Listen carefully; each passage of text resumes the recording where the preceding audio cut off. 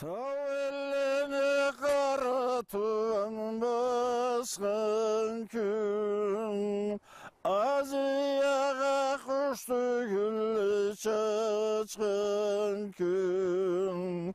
Tavluna sen sakladın milletini,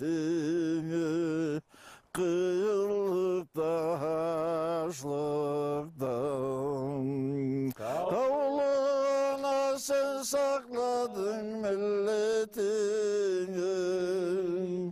kıyılıkta haşlıktan. İki kolun taymazdan haberç bulup, İki gözün cılamuktan uytulup, Tavlana sen sakladın milletini, kıyılıkta haşlıktan. Tavlana sen sakladın milletini, kıyılıkta haşlıktan. Milletini tüccartısın sakladın, anan arı termadar tapmadın. Tavlana sen sakladın milletini, kıyılıkta haşlıktan.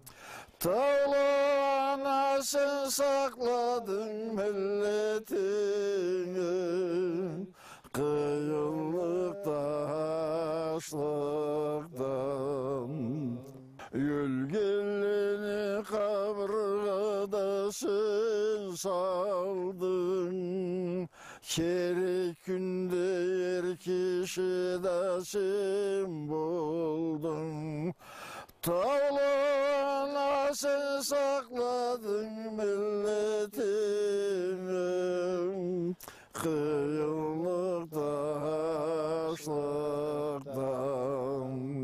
Taşırdı bu dünyanın anası, Mik dedi anasıyı bağasın.